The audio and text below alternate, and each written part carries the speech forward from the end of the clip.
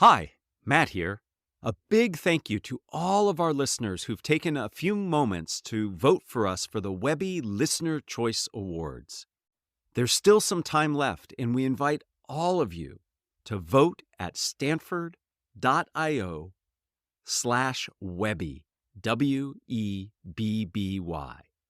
Thank you for your support and for listening. Turning habits into choices is a big motivator for the teaching and communication coaching that I do. But before you can make choices from your habits, you first have to form habits. I'm Matt Abrahams, and I teach strategic communication at Stanford Graduate School of Business. Welcome to Think Fast, Talk Smart, the podcast. Today, I am really looking forward to speaking with BJ Fogg. BJ is a research associate and adjunct professor at Stanford University. He is the founder and director of the Stanford Behavior Design Lab. BJ also coaches companies and executives around the world. Finally, he is the author of two great books, Persuasive Technology and Tiny Habits.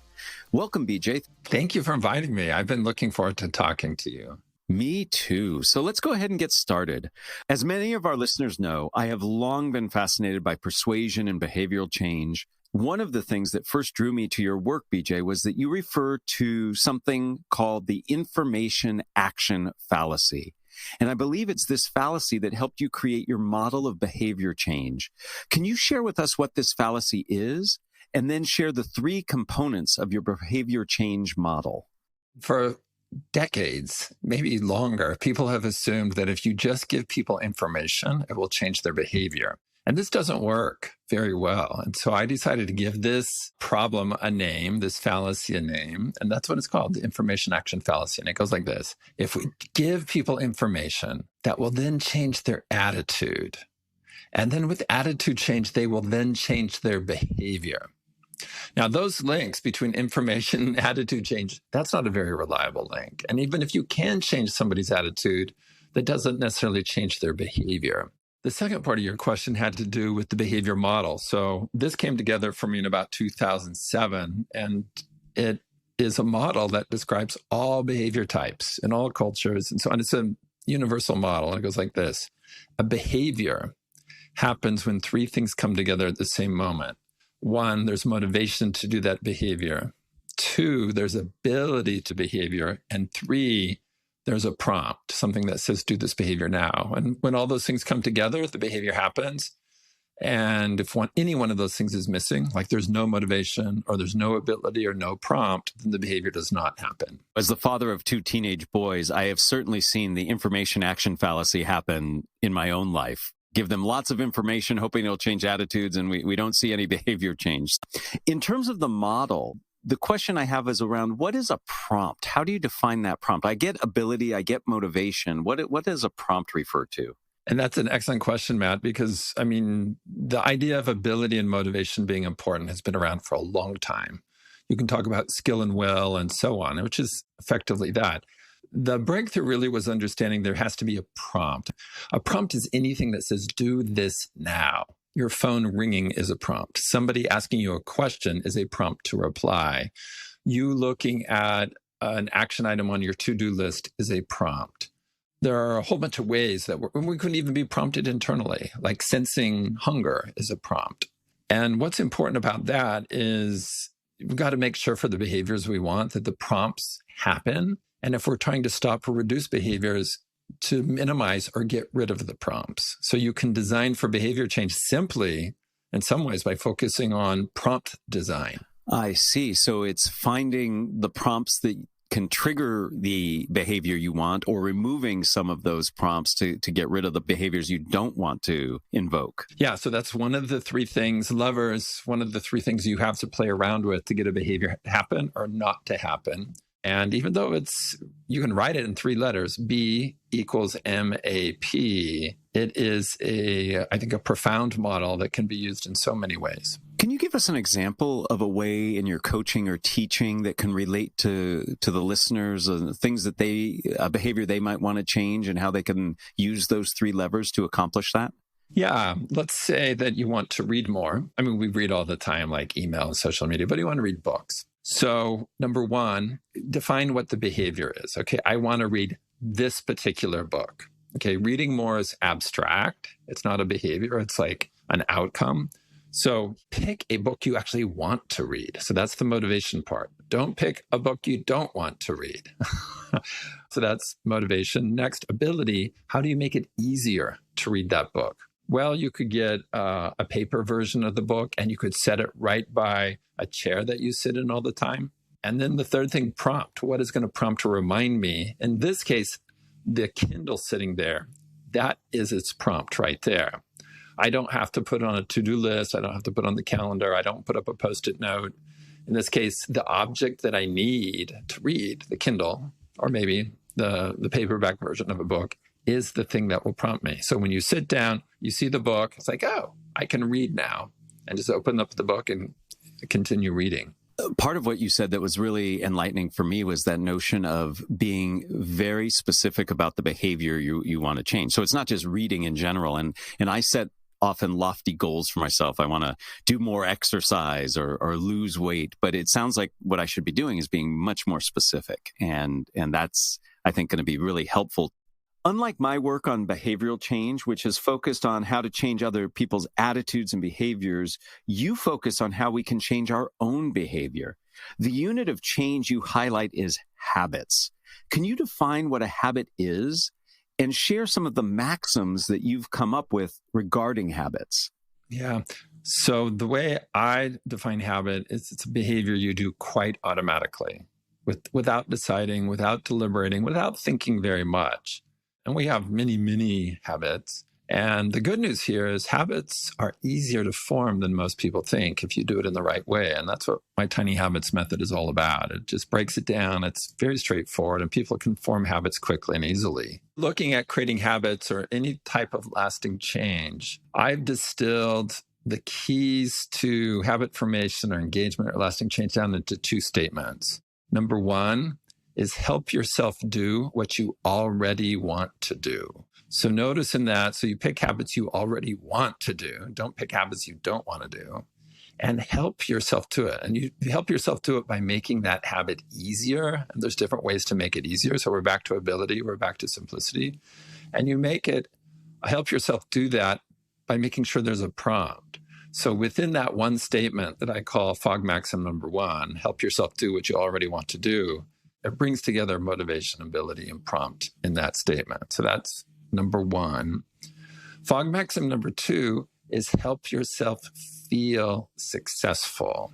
And even though that's 4 words, that can be challenging to do, but it is very much worth knowing how to help and learning and developing the skill. Frankly, it's a skill of helping yourself feel successful, because it's that feeling, it's that emotion of success that wires in habits. That's what causes a behavior that you're deliberating or deciding or thinking about turn into a behavior you do without thinking or deciding, a behavior you do quite automatically. It's emotions that create habits. And that's why the feeling of success is so important, because when you do a new behavior and you feel successful, then you shift it on this continuum of automaticity and it becomes more automatic. I think most of us think of habits as a mental effort. So the role of emotion to me is really, really intriguing in setting us up for success so we can have that feeling of success as a reinforcing mechanism, I think is really, really cool. You said the exact right word. By causing yourself to feel successful, you're self-reinforcing. And you can do this deliberately. You don't have to leave that reinforcement to chance or to other people. You can self-reinforce. And that's part of the Tiny Habits method. And we call that approach celebration. But what you're doing is causing yourself to feel successful at the right moment in order to self-reinforce and cause that behavior to become more likely and more automatic. That's great. And I've got lots of ways to feel really good about some of the habits I'm trying to take on. I'm going to reward myself with my favorite chocolate, I think. I'd love for you to give me specific advice on a habit I'm trying to develop better. As many of our listeners know, I'm a big believer in paraphrasing as a way to validate others' comments and to validate the accuracy of my understanding. What advice can you give me to make paraphrasing a stronger, better habit for me? So in other words, what you want to hear from me is how to make paraphrasing a stronger habit. Touche, touche. Yes, you already have this habit, clearly. No, I don't. Okay. You know, first of all, get clear. I mean, you're pretty clear on, of course, you're super clear on this, Matt, but people listening, it's like, okay, what does paraphrasing mean? And then when somebody says something to you, have that be the prompt or the reminder to paraphrase it back to them. And then when you do that, and this is where the reinforcement comes in, pay attention to how they respond. And I think many times you will see, if you're talking face to face, you will see them light up, or they'll say, yes, exactly. Embrace that as a positive result. In other words, pay attention to their response. That will reinforce the paraphrasing behavior. So let me paraphrase that of myself again. Number one, be clear on what it means to paraphrase. Number two, know when you're going to do it. What is the prompt or cue? It's after somebody tells you something. And then after you paraphrase, stay tuned for that reaction from the other person and really allow yourself to feel that positive reaction. That will help create that habit.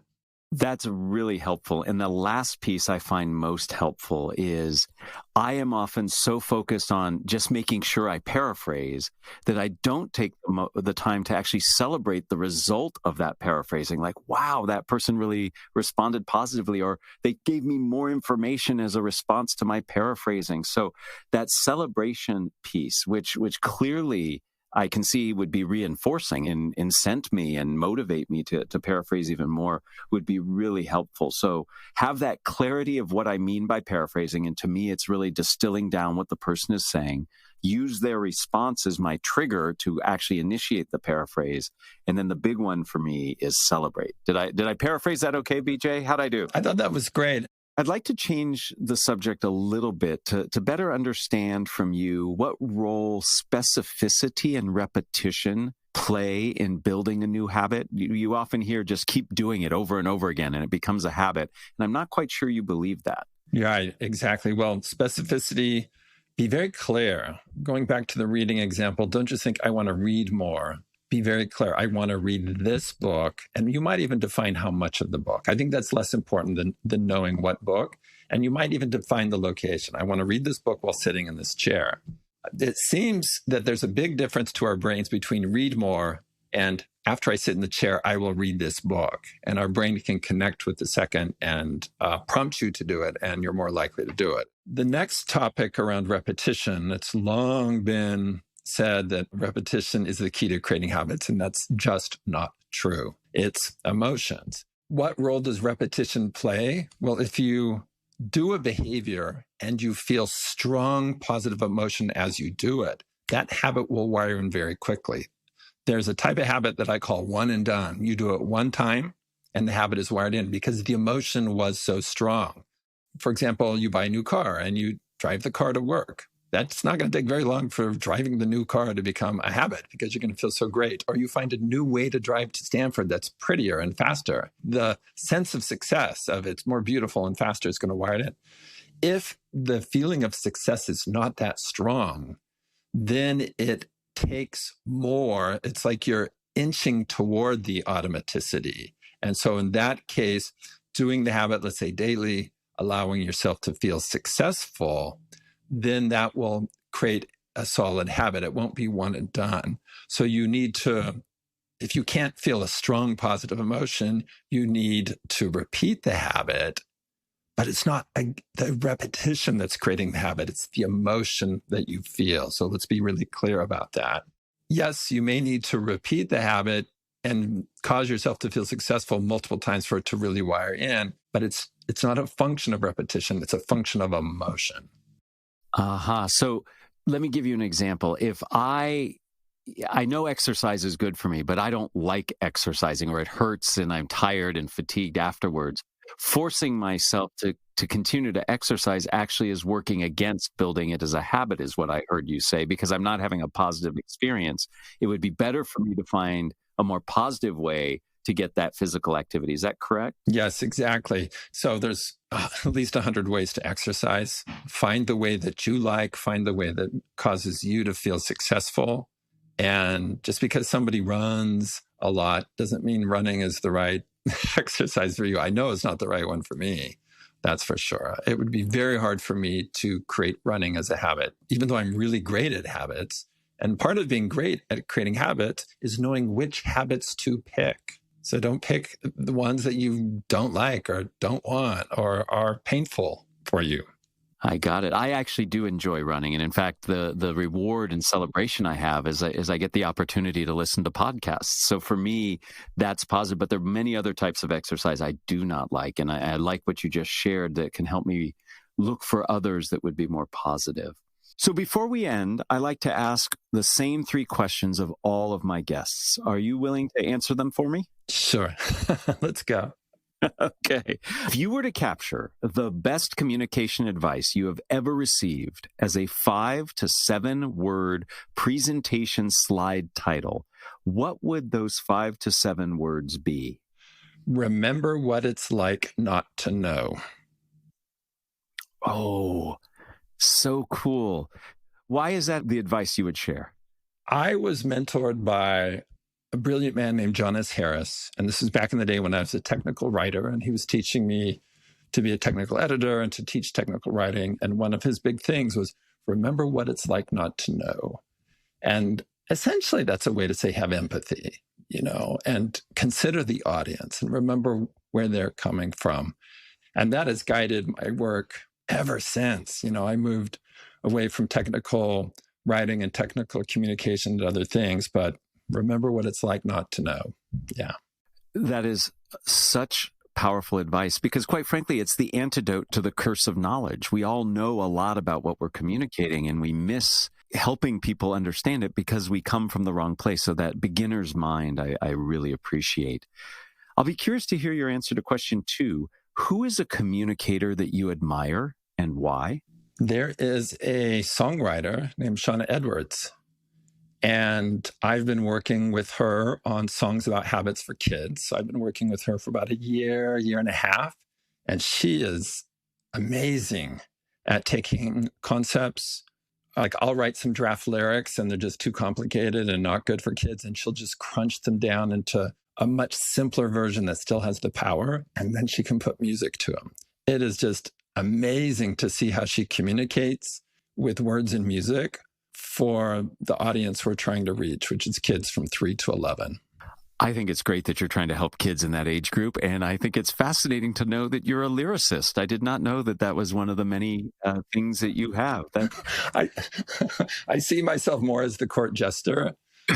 Working with someone as talented as Shauna Edwards, what a privilege. And I've just learned so much, but mostly just admire what she can do that I probably never will be able to do. It is a true pleasure to be in the presence of people who have mastered their craft, for sure. Final question 3. What are the first 3 ingredients that go into a successful communication recipe? I wrote down these words before we started, but it's a great kind of wrap up of what we talked about. Empathy, number 1, simplicity, and practicality. Certainly. And those ingredients can absolutely help you be very clear, concise, and in many ways compelling. And I appreciate that. And I appreciate that your answer to this question was a model of all 3 of those. Well, thank you, BJ. I love your actionable, specific advice and guidance. I encourage everybody to check out the work you do, especially the Tiny Habits book. You have a free 5-day course. I am a graduate of that course. I have found it very helpful. Thank you for your time and thank you for your insight. Thank you, Matt. It's been a pleasure to talk to you.